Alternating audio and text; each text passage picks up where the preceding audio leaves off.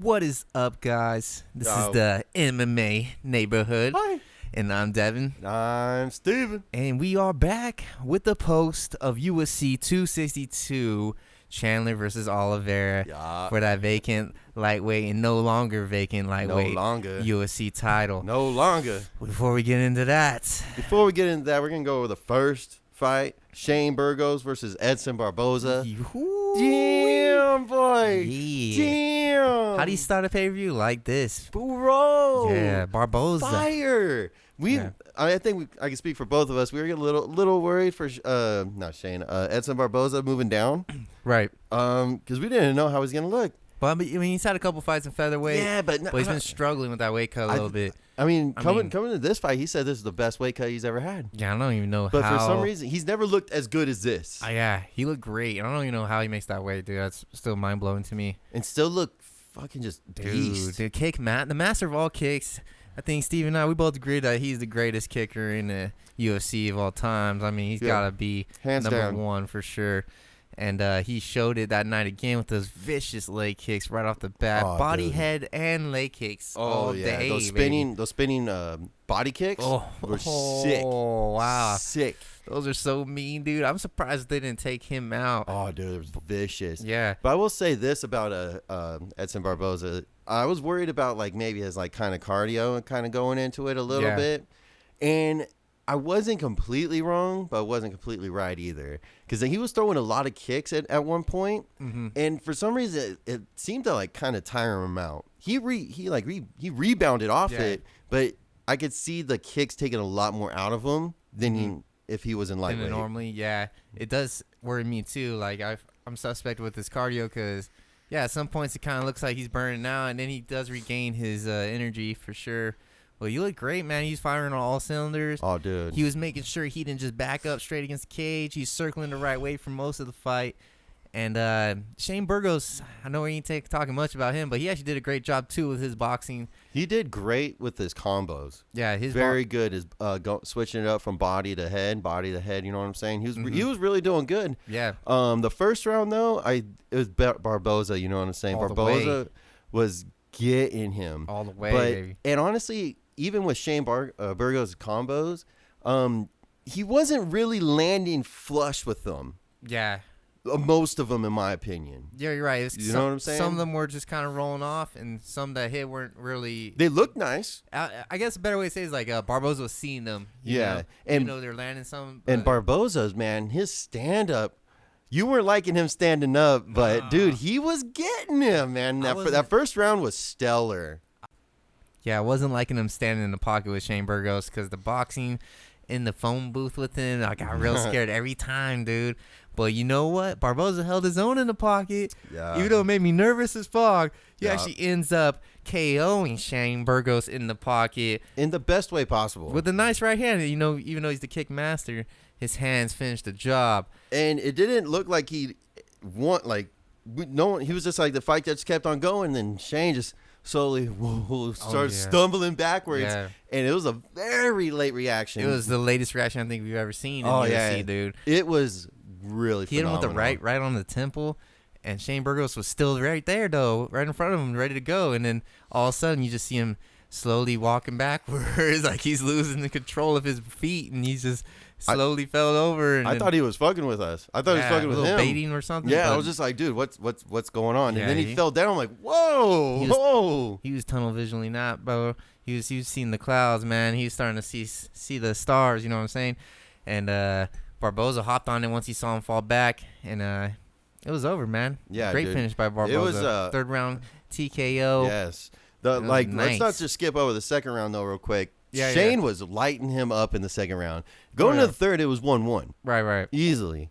You know, Barboza was kind of getting caught up and kind of getting figured out a little bit, but Edson was still in there, hanging in there. He never got dazed or nothing. Yeah. You saw his face afterwards. He was pretty beat up, pretty big fat lip and whatnot, pretty kind of nice welts on his forehead and everything. But yeah, Edson Barboza, well, like you said, he slowed down a little bit, in the second round. And Burgos had great moments for sure. But Barboza just had more tools in this fight, you know? And then his hands ended up finishing the fight, but he had a lot more coming than Burgos can to give back. And, yes. you know, it was awesome, dude. So it was an awesome freaking fight, it was baby. great. So now, that was his first fight back at featherweight. He's at rank number 9. Shane Burgos dropped 4 spots. Damn. Yeah, that's a fat drop off. Well, I believe Barboza called out Mr. Max Holloway, baby. Yeah, Max Holloway's number 1. Yeah, big call out. That's a big call out. Yeah. Is there anyone else? Because I don't even think Calvin Cater, but I don't know if he's still recovering from the Holloway beating. I think he might be. Yeah, I that'd think be so. badass. I don't think Is Max Holloway fighting? No, Holloway doesn't got anybody, but I'm sure he's waiting for the Ortega. I'm pretty sure he's Volkanovski. I'm pretty sure he should. Right. So is there number 3 is Yar Rodriguez? That's a good one. That's a good one. I like that. And number 4 is Chong Sung Jung. You sold me on the Rodriguez, man. That sounds fucking badass. Both have very flashy kickers, so I like down to see that. That'd be actually a really exciting fight. Yeah, I like Rodriguez. that. Haven't even seen him for a while. Forgot about that guy. Dude. I know. The last time I remember him was that spinning elbow. Ooh, lucky spinning elbow. Oh my God, it wasn't even. It was like a step in. Dude, that was like 5 seconds left of the third round. The craziest, one of the craziest knockouts. That was ever amazing on the zombie. Yeah, on the Baby zombie, dude. shit. That was a crazy fight. He was fucking Yeah, losing. let's see that. Let's see Rodriguez Barboza. All right, you hear that, Awesome. UFC? Book it. Yeah. Book it. And we're gonna skip the next 2 fights on the pay-per-view if we don't mind. So weren't too interested in them. Caitlin won, and then Rodrigo beat Matt Schnell. Yeah. So jumping into that co-main event of the evening, Yup. we had the boogeyman Tony Ferguson taking on Beneil Dariush. Yeah. And Well, Steve-O, would you like to go into this one? Well, okay. Well, I will go into this one. Look, let's just call it how it is. I had Tony Ferguson winning this, but he did not do that great. Standing up, he was very hesitant, like he was afraid to do anything standing up when he clearly had a bunch of chances because that dude, Beneil Dariush, he was just wild standing up, very sloppy. I don't know what Ferguson was thinking by not throwing literally anything. He didn't throw barely anything standing up. It's like he almost wanted him to take him down just so he could, I don't know. You know what I'm saying? But when Ferguson ended up eventually getting taken down, and he stayed there. But I will give them this. He didn't barely take any fucking damage on the ground. He was doing phenomenal on his back. You know what I'm saying? But all I know is Ferguson... Well, I think hold on. I'm gonna stop you right there. Hold on. I think he took some damage on the ground. He got a little knee pop. I'm talking about on the face, the punches. No ground and pound damage. You're right. Ferguson honestly was doing great attacking from the bottom with elbows and everything. You know what I'm saying? Yeah. But Beneil Dariush, he held him down, and I think you said it. I mean, he lasted all the way to the decision. Yeah. Good for him. I guess but maybe you can agree. This fight sucked. It was all around shitty. Yeah. The ref didn't do his job. There was a 50-50 position for the whole last round.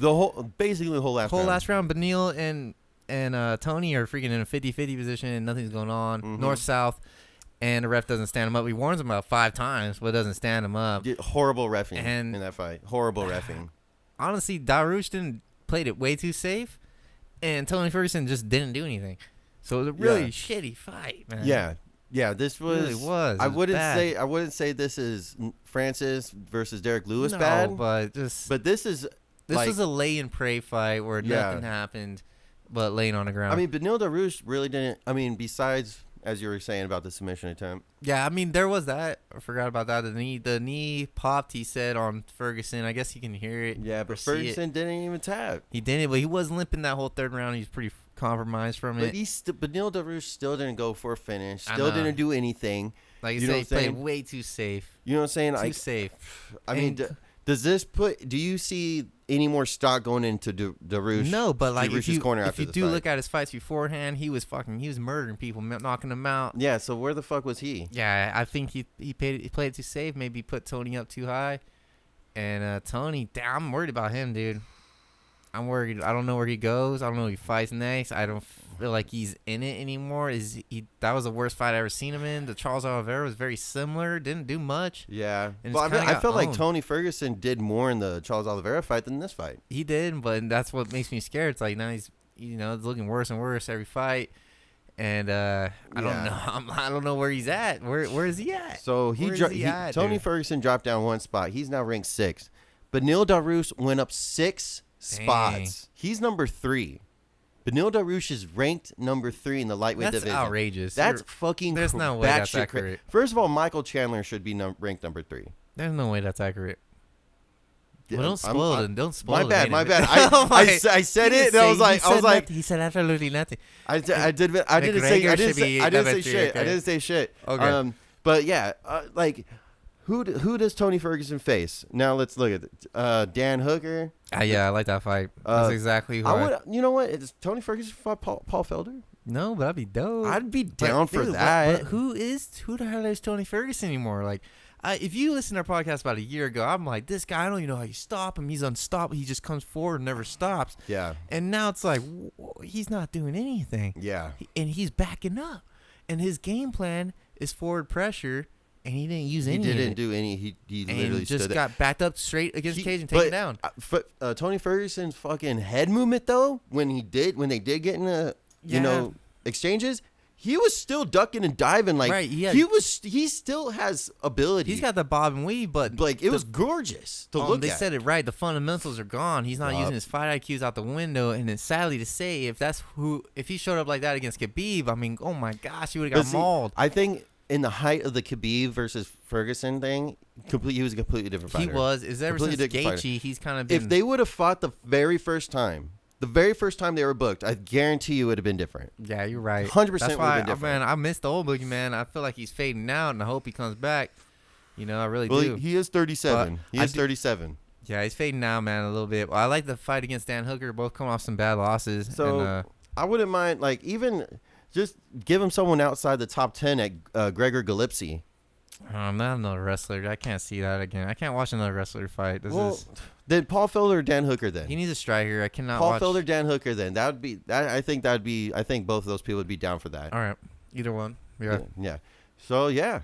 That's the co-main event, sadly. which was very disappointing. Yeah, Beneil Dariush, though, he's making his way up, man. Yeah, he went up 6 fucking spots. Who does he spots. fight next, I guess? Beneil Dariush, okay. Because we said it wasn't Gaethje because they trained. Yeah.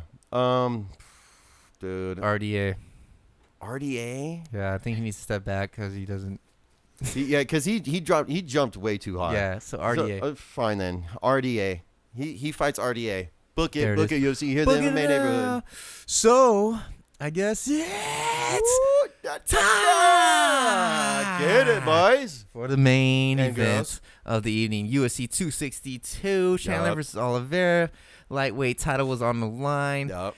And damn, this was a hard one to swallow, guys. Yeah, I kind of actually fucked up and said something I shouldn't have. But Steven might have gave away if you caught it. But yeah, it's okay. But look, as Devin said, this one was really hard to take in. Yeah, emotional roller coaster. And this is why MMA is so great and so bad at the same time, baby. We went from the highest of highs Woo! to the lowest of lows within like 20 seconds.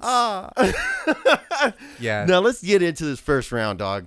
This first round, you know what I'm saying? Was amazing. Domination. Phenomenal.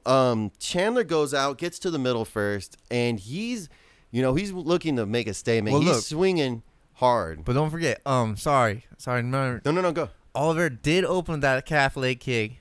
Did drop Chandler right off the bat with a leg kick. Yeah, true that.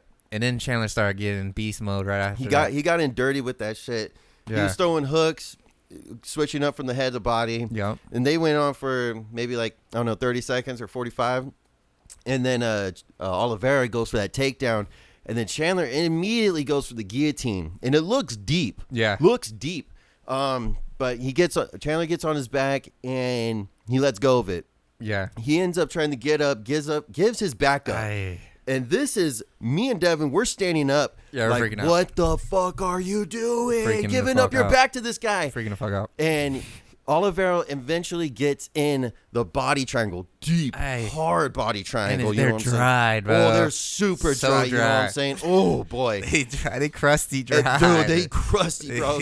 And then the body triangles. Oh, Chandler's still working, but you can see Oliveira's hands, arms are really trying to sink for that. You have one of the greatest submission artists on your back. He's really searching for that neck. Ugh. And then Chandler's doing a really good job controlling the wrist. You know what I'm saying? Not letting him get connected, letting his two hands connect.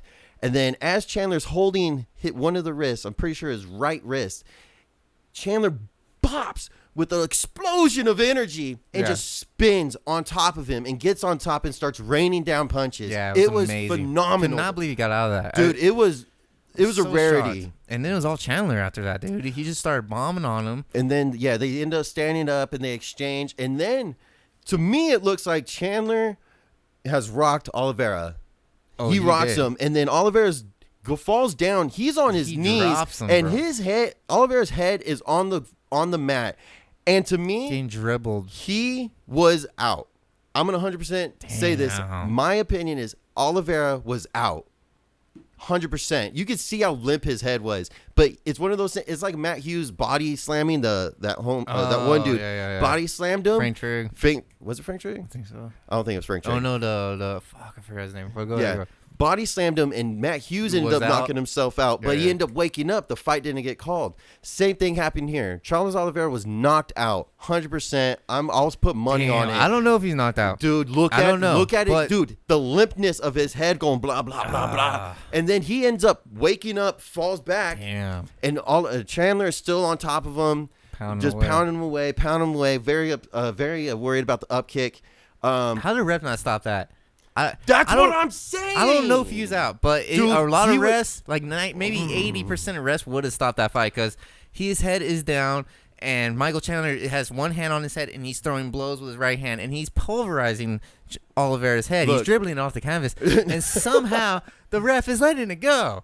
He's letting it go. I'm urging the whole MMA neighborhood, including you, Devin, go back and watch that. Watch that first round. And as Charles Oliveira's head's getting pounded to the dust, watch how limp it goes. And it's no more than like 3 seconds, 2 seconds of limpness. Maybe he might have blacked out and woke back up. He woke back up. And this goes into, did you see the video of Michael Chandler breaking down the fight? No, what happened to that? He says this himself. He felt he was out. But since he hit him again as he was out, he woke him up by the punch.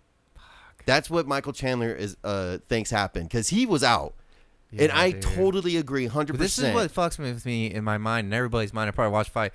It was going one way and it completely changed. And that was basically the first round. Yeah, well, hold up. The first round stuff kept going. The Chandler got caught up in the moment.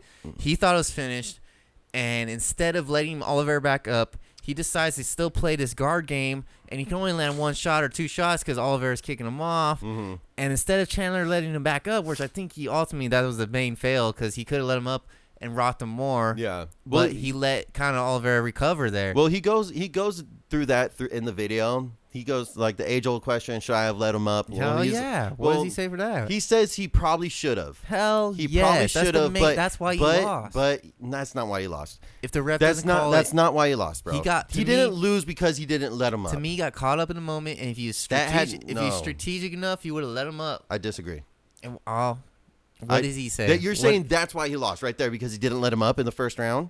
Yeah, I think. How does that make sense? Because he had him hurt, and instead he played this little cat mouse shit on the ground when he should just let him stand back up, and then could have pounded him again. True, but because Oliveira's hurt, he had a lot of time to recover at the end of that round because he's playing. But he's still taking punches on the ground. He was, but it wasn't. There weren't enough. It wasn't. It was giving him too much time to breathe. Chandler said he should have let him back up though. He said.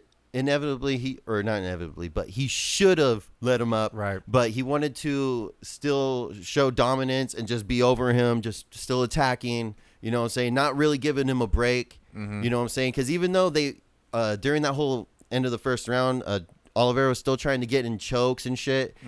Chandler wasn't worried about any of that, apparently. And to me, I wasn't worried about it either. Nothing was really strong enough to really keep him there, but he had him rocked. But overall, he should have let him up.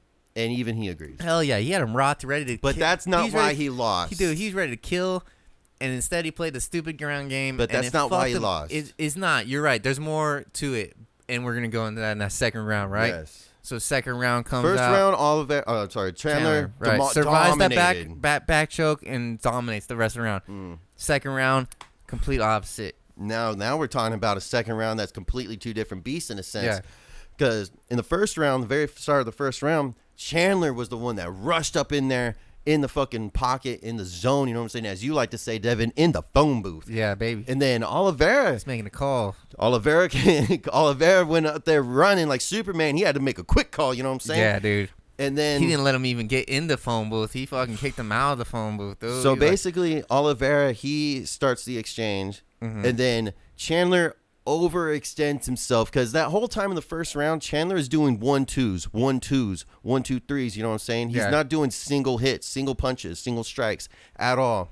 And what's he do? What does Chandler do in the exchange that inevitably landed him the loss?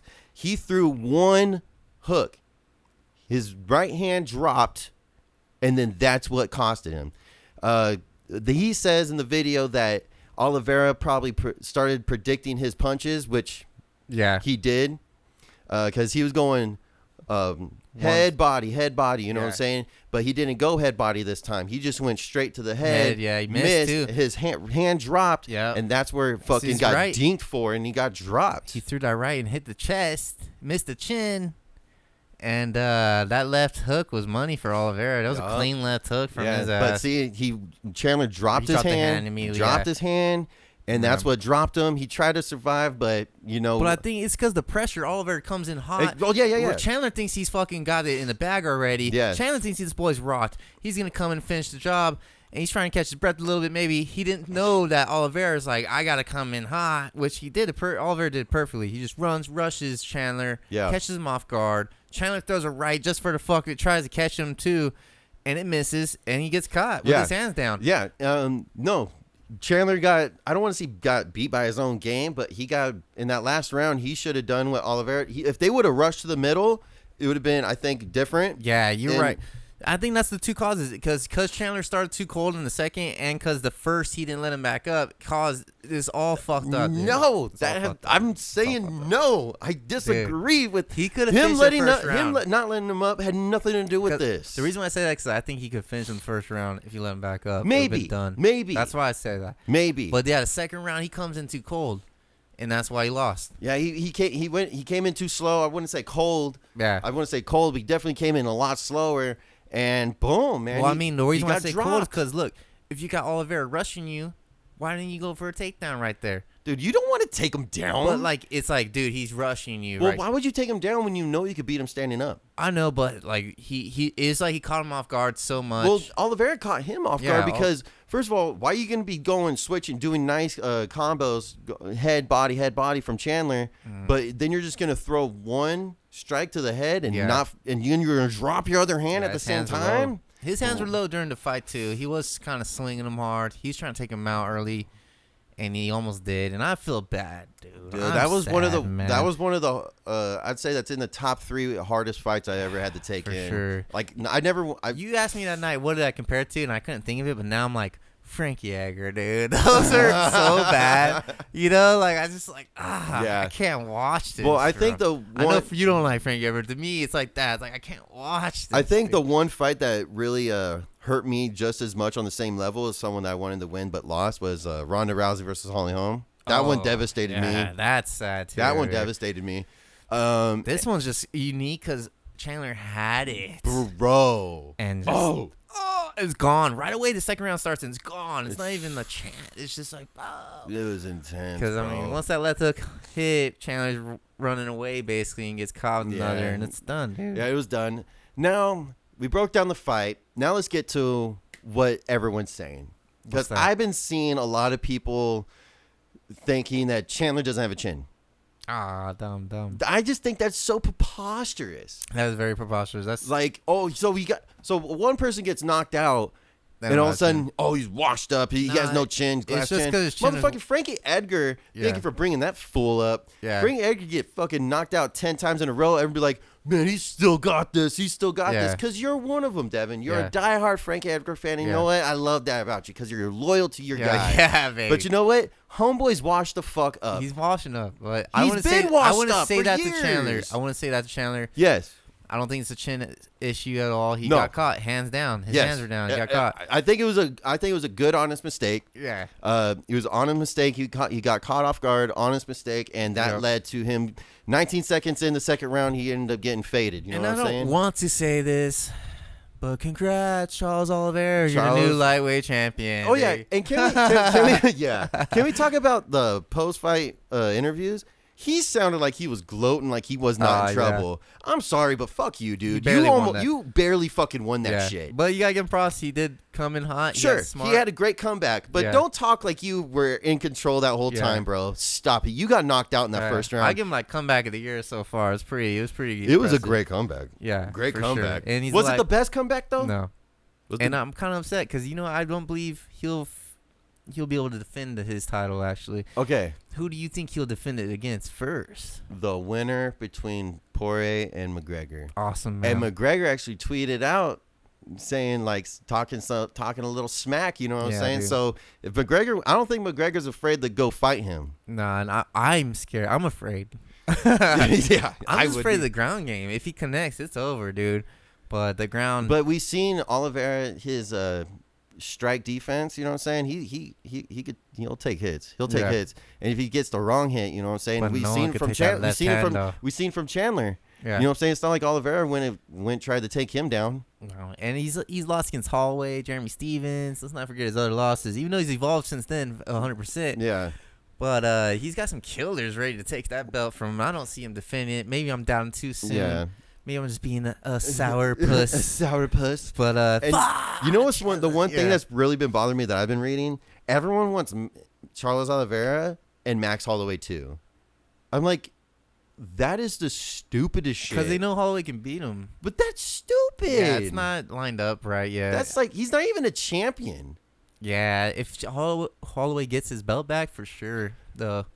No, by then, dude, Oliveira's not gonna be champ, dog. This is a one-time deal. Okay, so that's my bet. If not, I will eat my words. But I think this is a one-time thing for Oliveira. Well, bro. We'll see. But okay, so I think the winner of Dustin Poirier versus Conor McGregor fights Charles Oliveira. I think that's cut and dry. Yep. Now Michael Chandler. Yeah. Michael Chandler. Who does he fight next? Justin Gaethje, baby. And that's the only fucking answer, people. Both coming off losses to the champs. And this is the right match to make, baby. Yeah, and I love it. Now, MMA Neighborhood, let us know if you guys agree, because I'm seeing very controversial picks who Chandler should fight next. Too easy. I think me and Devin here, we think this is a very easy pick, Justin Gaethje. But let us know who you guys think all these fighters should fight next. Yep. You know what I'm saying? Tell us what you guys thought of the fights. I mean, it was a great fight. It was. But it was an amazing fight. Oh it was an amazing fight. Even though our guy lost, it was a fucking awesome fight. It was. It gave you all the emotions you can expect and more. No other sport can deliver that kind of emotion, man. So, yeah. I mean, it was awesome. Brutal. I mean, I did not compare it, but you get kind of like that same feeling from basketball, but you don't like basketball. No, not the same. It's not the same. But it's too personal. Watch playoff basketball, motherfucker, or playoff hockey. You know what I'm saying? Yeah. But dude, bro, you have no idea. I'm looking forward to next pay-per-view because that one's gonna be even more stacked, and someone that fell off this pay-per-view is gonna be on it. Yes, Nate Diaz versus Leon Edwards. So yeah, the next one, UFC 263, baby. It's the first 5-round fight that isn't a main event or a title. Are they keeping that rule? No way. They are. So they got that. And Adesanya versus Vittori too. And Marino versus Figueiredo. Damn, the rematch. The two So rematches. we have 3 5-round fights in a row. So that card I'm really looking forward to. It's going to be a beast. Looks super stacked, baby. And can't wait to go over with you guys. Yes. Yeah, let us know who you guys think the Chandler should face next, who Oliveira should face next. And just how emotional it got for you, because I know it got emotional for us. And make sure you follow us on the YouTube. Devin. Yeah, and in MMA Neighborhood at YouTube. Are you sure about that? Yeah. What's the IG? And the IG is MMA_Graham. There you go. Yeah, boy. baby. I'm Steven. I'm Devin. You guys have a good one. Peace.